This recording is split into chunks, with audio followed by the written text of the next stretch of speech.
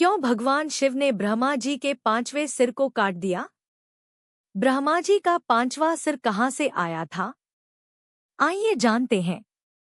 जानने से पहले इस चैनल को सब्सक्राइब कर वीडियो को लाइक करके कमेंट में हर हर महादेव जरूर लिख दें। हिंदू धर्म में कई सारी ऐसी पौराणिक कहानियां हैं जो प्रतीकात्मक हैं और जिसने बहुत कुछ सीखने को मिलता है। ऐसी ही एक घटना ब्रह्मा और भगवान शिव को लेकर है, जिसमें भगवान शिव ने ब्रह्मा के 5वें सिर को काट दिया था। उन्होंने ऐसा क्यों किया और ब्रह्मा का यह 5वां किस बात का प्रतीक था, ये जानना दिलचस्प है, तो चलिए जानते हैं। सृष्टि की रचना ब्रह्मा जी का दायित्व है। वे सृष्टिकर्ता हैं और अपने कार्य को पूरा करने के लिए उन्होंने अपने 4 सिर उत्पन्न किए।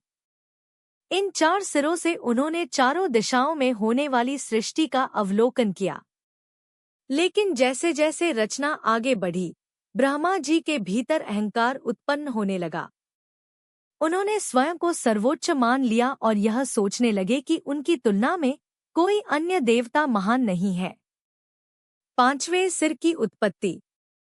ब्रह्मा जी का अहंकार इतना बढ़ गया कि उन्होंने एक और सिर उत्पन्न किया, जो ऊपर की दिशा में था। यह 5वां सिर उनकी सर्वज्ञता और सर्वोच्चता का प्रतीक माना जाने लगा। इसके बाद ब्रह्मा जी ने कई बार अपनी शक्ति और ज्ञान का प्रदर्शन किया। उन्होंने देवताओं के बीच अपने आप को परमात्मा सिद्ध करने की कोशिश की। लेकिन ब्रह्मा जी का यह अहंकार सृष्टि के संतुलन के लिए हानिकारक था। झूठ और अहंकार की परीक्षा। ज्योतिर्लिंग प्रकट होना। एक दिन ब्रह्मा जी और भगवान विष्णु के बीच श्रेष्ठता का विवाद छिड़ गया। दोनों यह सिद्ध करना चाहते थे कि उनमें से कौन सबसे बड़ा है। इस विवाद के बीच अचानक एक दिव्य ज्योतिर्लिंग, अग्नि का अनंत स्तंभ, प्रकट हुआ। यह स्तंभ इतना विशाल था कि इसका कोई आदि और अंत दिखाई नहीं देता था। भगवान शिव ने यह अग्निस्तंभ प्रकट कर दोनों देवताओं को अपनी शक्ति का बोध कराने और उनके अहंकार को समाप्त करने की योजना बनाई। भगवान विष्णु ने स्तंभ के आधार यानी नीचे की खोज की। वह नीचे जाते रहे, लेकिन उन्हें आधार नहीं मिला। अंततः उन्होंने अपनी असफलता स्वीकार कर ली। ब्रह्मा जी ने स्तंभ का शिखर यानी ऊपर का हिस्सा खोजने का प्रयास किया। काफी ऊपर जाकर उन्हें केतकी का एक फूल मिला। उन्होंने उस फूल से झूठ बोलने को कहा कि उसने शिखर देखा है। केतकी फूल ने ब्रह्मा जी के झूठ का समर्थन किया। भगवान शिव का प्रकट होना और दंड देना। जब ब्रह्मा जी और विष्णु जी लौटे, तो ब्रह्मा जी ने घोषणा की कि उन्होंने स्तंभ का अंत देख लिया है। लेकिन भगवान शिव यह जानते थे कि ब्रह्मा जी झूठ बोल रहे हैं। भगवान शिव ने उसी क्षण प्रकट होकर ब्रह्मा जी को उनके झूठ और अहंकार के लिए दंडित किया। उन्होंने अपने त्रिशूल से ब्रह्मा जी का 5वां सिर काट दिया। इस घटना ने ब्रह्मा जी को उनकी गलती का एहसास कराया। केतकी फूल को दंड देना।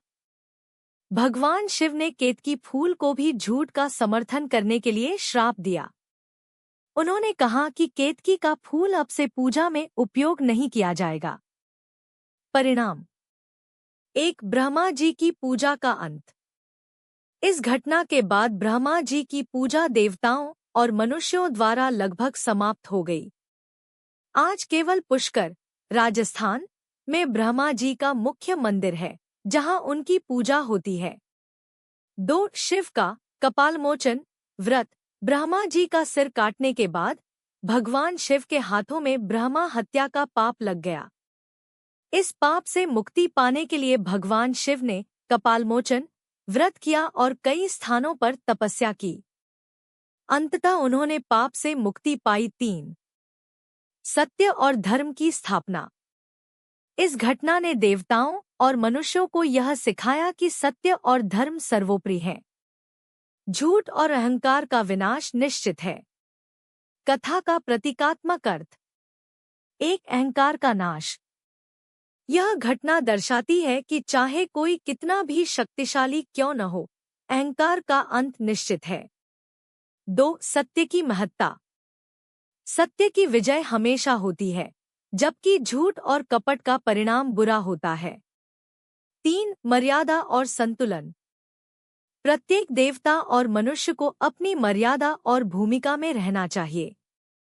जब कोई इस संतुलन को तोड़ता है, तो सृष्टि में असंतुलन पैदा होता है।